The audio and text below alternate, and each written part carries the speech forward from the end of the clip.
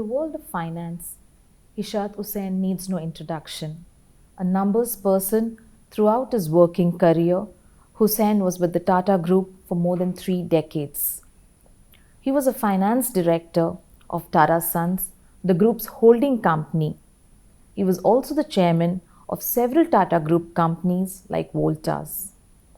Hussein's wise mind and steady hands helped the Tata Group stitch, steer, and support many bold moves. While Mr. Hussain was with the Tata Group made several acquisitions. Some of these included Tata Steel's purchase of UK's Chorus, which is India's largest cross-border M&A till date, and Tata Motors' buyout of two iconic automobile brands in Jaguar Land Rover. Hussain was also involved in taking TCS public in 2004, which was then the largest IPO in the history of the Indian financial market. He played a key role in policy making and was part of several regulatory committees formed for improving corporate governance and disclosures in listed companies. Mr. Hussain, thank you for taking time to talk to us today. Thank you. Let me start with one of the landmark events of your career was the IPO of TCS. Could you take us through your experience from strategizing to executing the TCS IPO? Yes, you rightly put it. It really was a landmark event in my career. And I always felt that after I had done the TCS IPO, the rest after that was downhill because it was professionally and intellectually a very challenging assignment. Because TCS was a division of Tata Sons. Right, It was not an independent company. right, So when we wanted to take TCS public, we had to agonize whether to take Tata Sons public or whether to take TCS public. If we were to take TCS public, then we would have to take it out of the womb of Tata Sons, and that is what we decided, that we would take TCS public and not Tata Sons. So, it was what you would call a demerger, which involves a lot of rules and regulations to be followed. But most importantly, there were some very major tax considerations.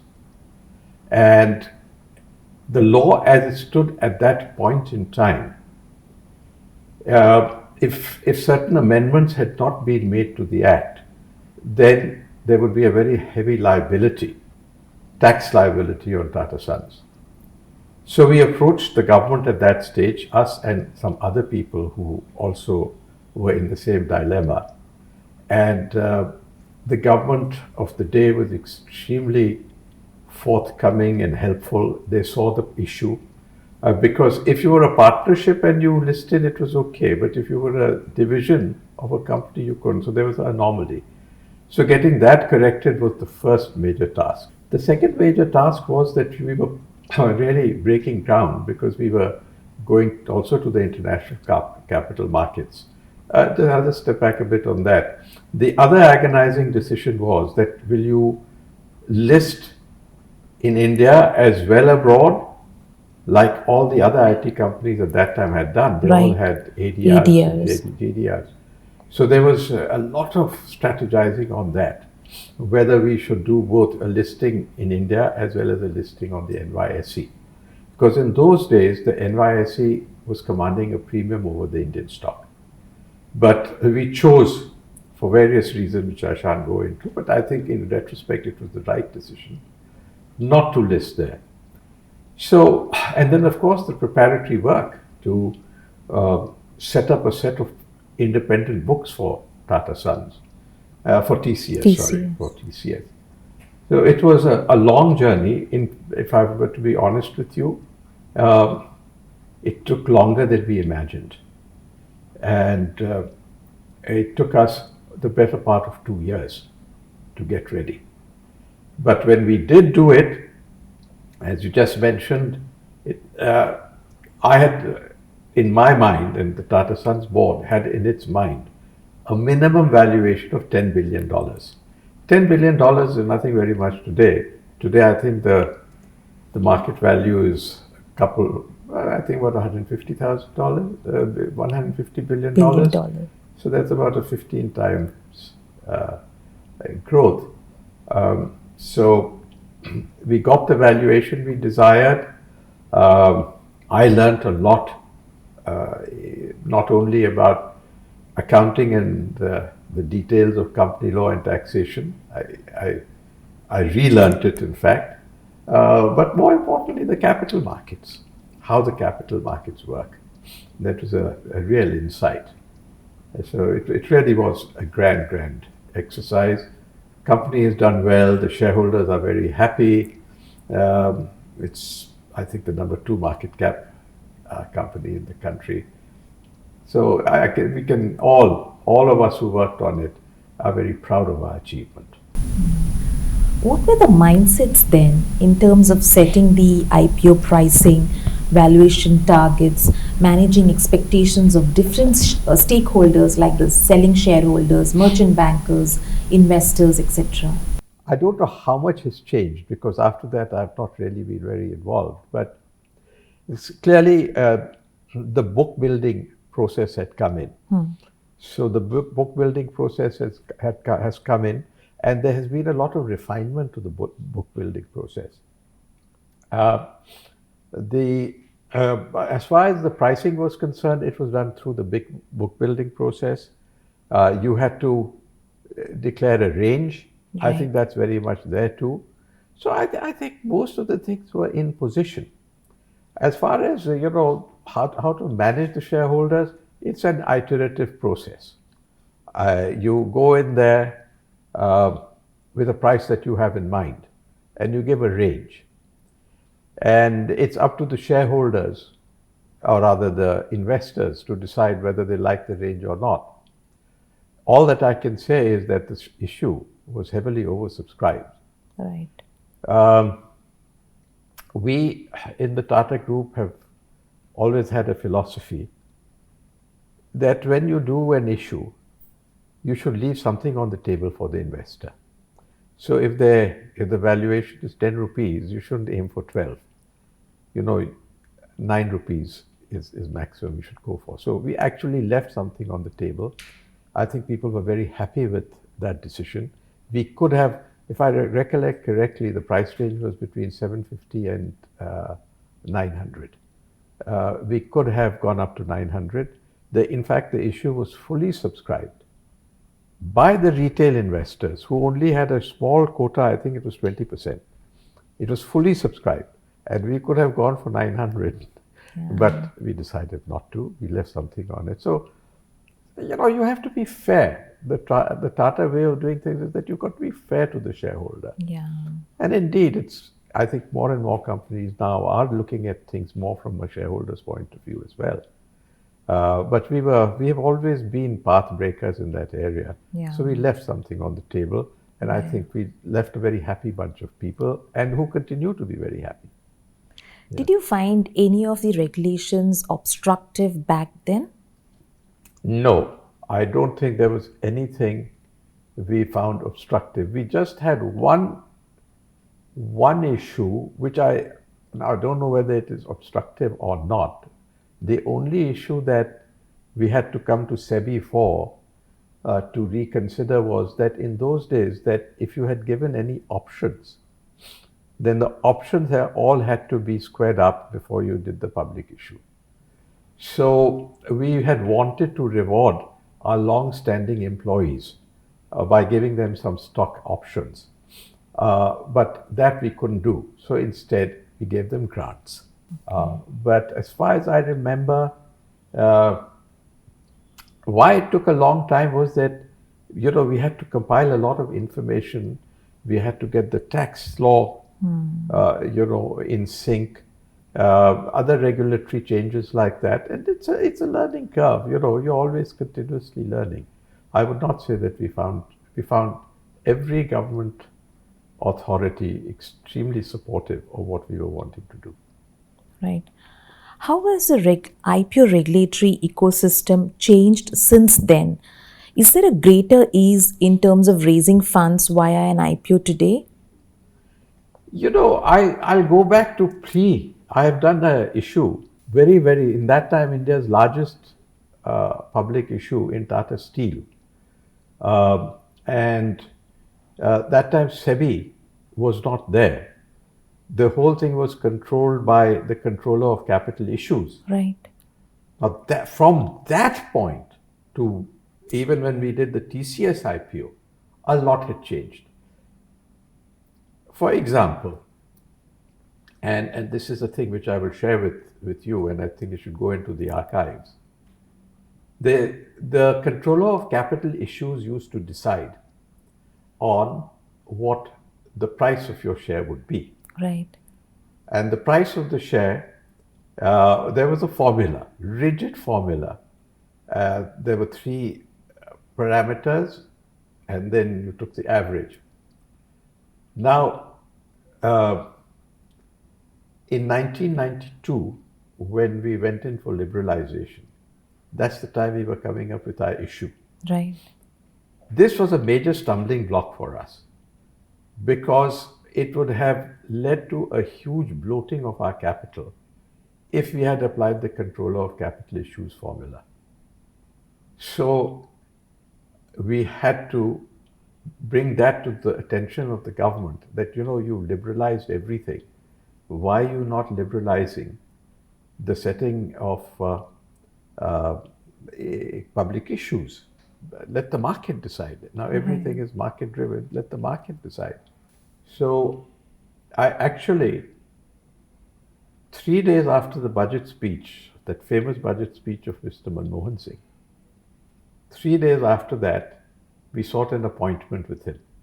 And my chairman at that time was Mr. Modi, and I was the finance director of Tata Steel. This was in 1992. I think it was 1992. And we went to see him, and it was a lovely conversation between Mr. Modi and Mr. Manmohan Singh. I was very young at that time. I think I was in my early 40s. And I heard the conversation between these two very wise men. And then when we entered the room, Mr. Modi told Mr. Manmohan Singh, "Sir, we have to congratulate you for what you have done." So he says, "Modi ji, I have done what I had to do. Now you have to do what you have to do." And then the conversation started. I mentioned the issue. He immediately caught on. He picked up the phone and he rang up the controller of capital issues. He's saying that Mr. Modi and Mr. Hussain are here. When they finish with me, Mr. Hussain will come and see you. They have a very important idea to give us, and we should help them out. So please see him when he comes to see you. So I left the FM's room and I went to the controller of capital issues room. And I told him this. I said, "Sir, now this is the problem, that if we stick to your formula, then the whole reform process will look rather unbalanced.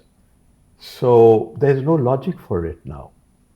So he heard me, and within a week, the rule was changed.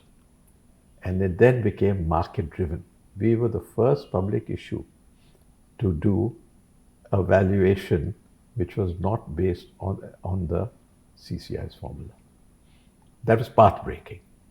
Now, when we did the TCS IPO, it was all market-driven. Right. I can't quite remember, but in those days it was very cumbersome. Also, technology was way behind. Right. Technology was way behind. So the whole process of a public issue used to take days and days and days.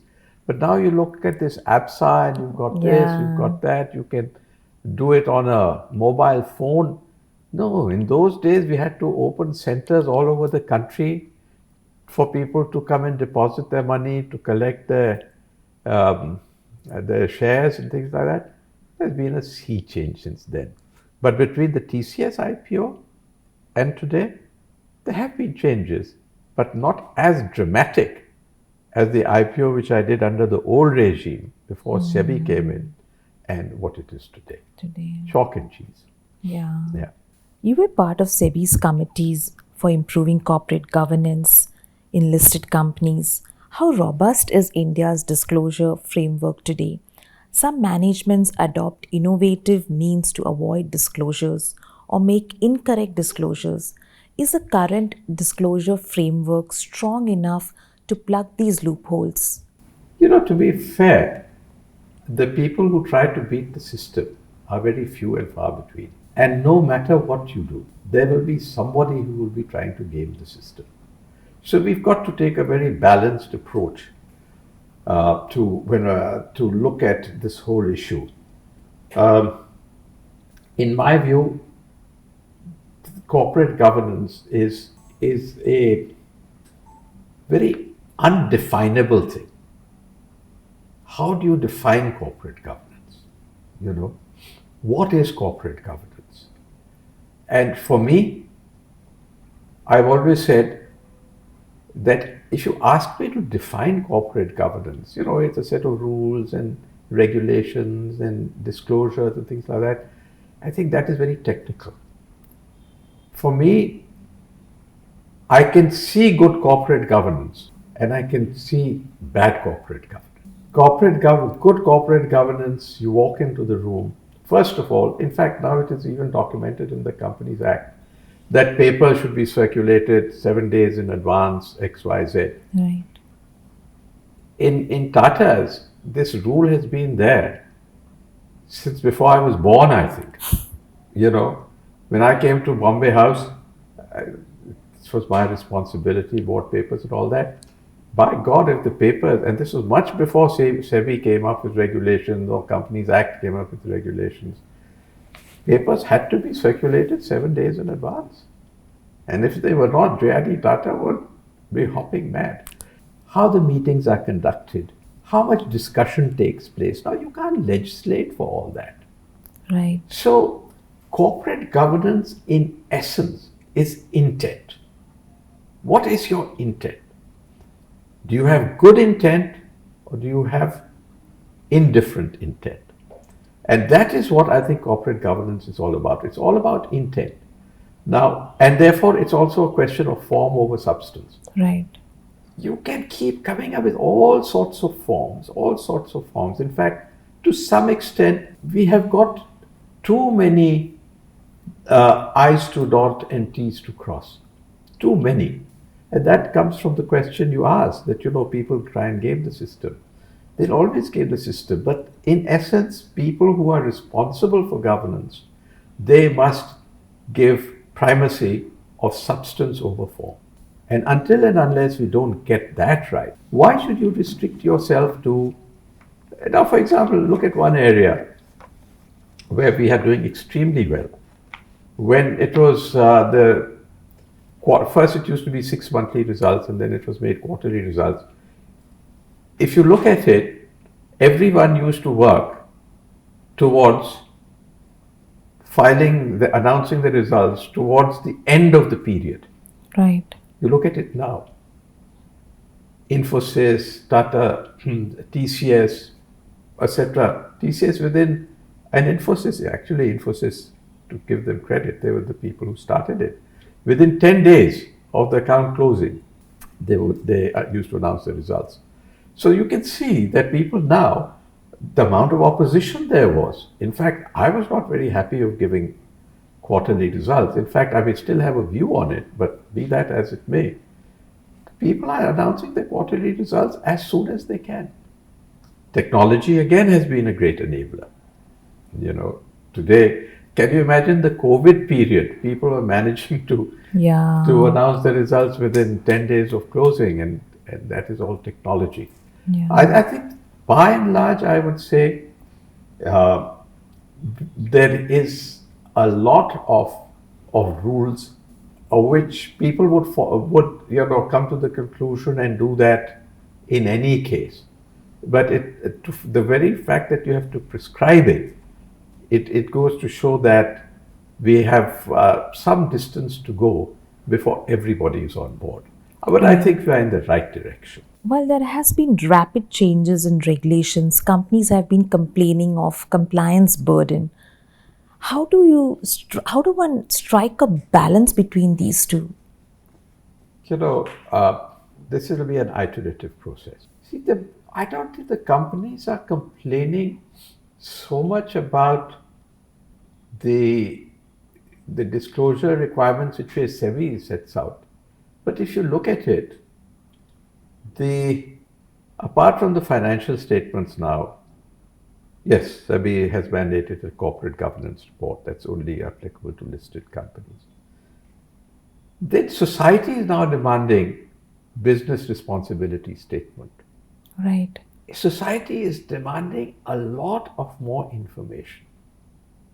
And the regulator has to therefore weigh in and decide what is a valid demand and what is not a valid demand. Right. But the net result of all this is that you look at the size of a annual report. I just got some annual reports last night, and they're so voluminous. It's difficult to go through it.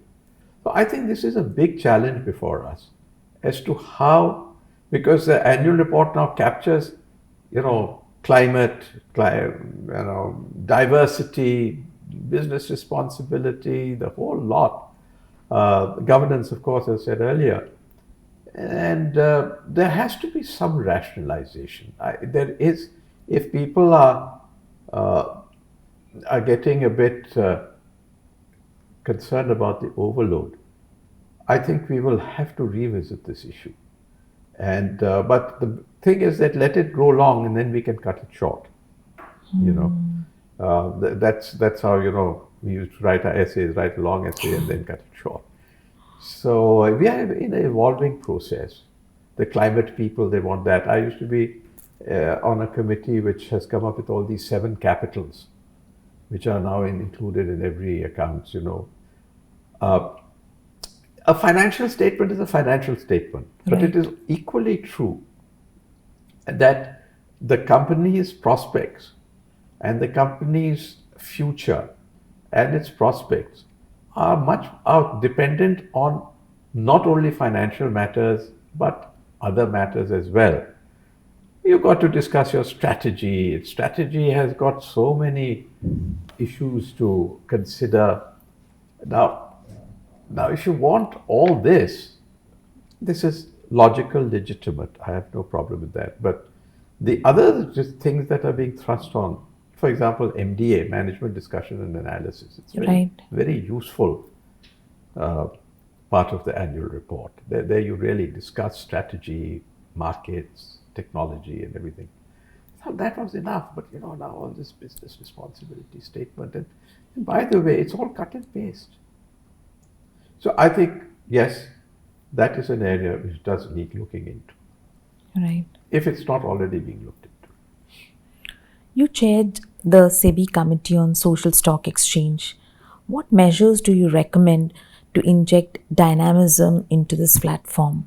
It's a very bold thing, which was, I think, announced in the 2019 budget. Budget. It's a very bold thing. First of all, when the committee had a lot of discussion on this whole issue of what is a social stock exchange. Actually, a stock exchange or an exchange is a place where you share information. Right. On the stock exchange, what happens is you also trade in shares. Right. So a social stock exchange can then be either restricted to, as it is, there are quite several social stock exchanges in the world, and we studied those. They are mainly places for exchange of information. On the exchange, you go and you register yourself. There are various criteria. There's a certain amount of information that you have to detail. And then you've got to, prospective funders, they go to the exchange and they can meet and get in touch with it. In India, our stock exchange has gone a bit further ahead. We do want monies to be raised on the social stock exchange.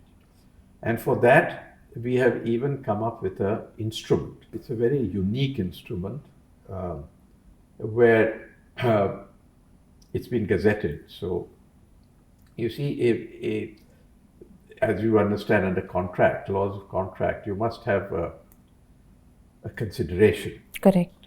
Now, in a social stock exchange, what would the consideration be? Otherwise, it would be a pure loan, Correct. which would then have to repay. So we have come up with an instrument which is zero coupon, Right. and the fulfillment or the redemption is not a cash redemption, but a redemption is when you have fulfilled the obligation for which you had raised the money. Okay. It's very unique. I understand it has now gone down to the stock exchanges. Stock exchanges have received applications, and I'm hopeful that something does take off on that front, because the social sector requires funding, Right. and there have been bonds, etc., which have been raised, few and far between.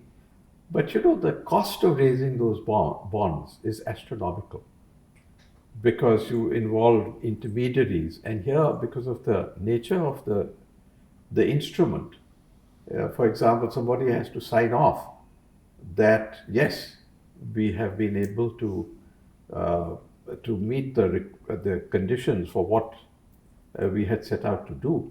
All that takes up a lot of effort, and it's expensive. So costs are something which are coming in the way just now for people who have tried this elsewhere in other jurisdictions. But the social sector, as we proceed, is becoming very vibrant. And if this sort of thing takes off, I suppose they'll come up with newer instruments. We came up with one, they may come up with newer instruments. Right. It will evolve.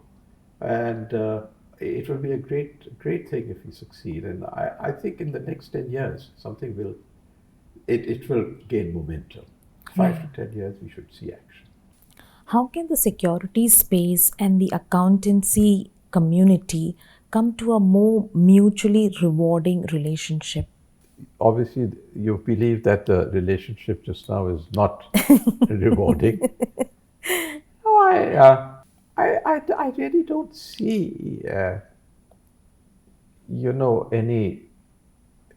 any sort of difference of opinion on what has to be done. There may be difference of opinion on details, but on broadly what has to be done, I don't think there's much of a difference of opinion.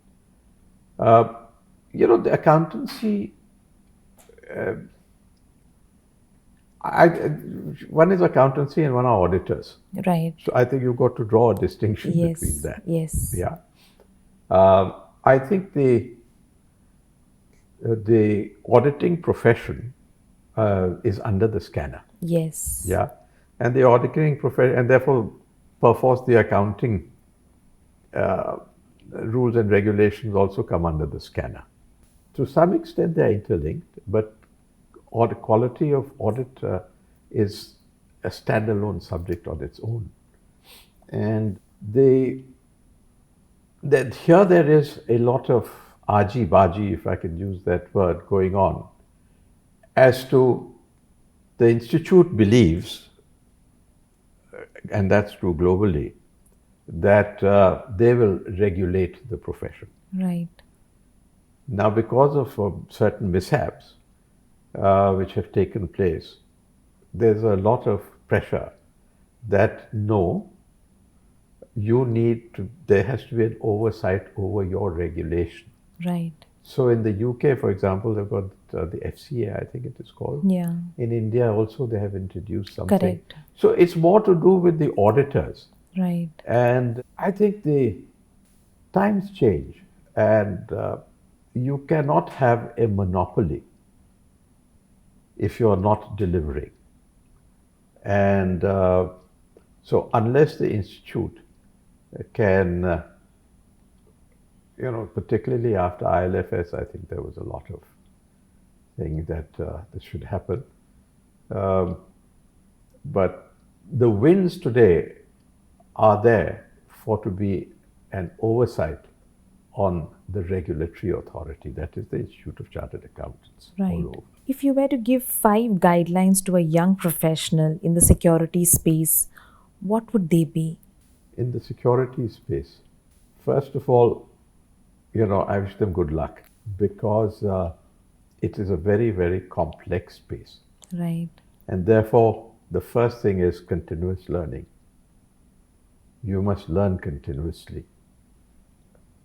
The second thing I would say is that try and keep it simple. The financial crisis of 2008, it clearly brought out that there was so much complexity in the securities market Right. that the whole system crashed. Therefore, keep it simple. Be very clear about what are the objectives of the instrument that you are going to come up with. Fourthly, try and moderate speculation.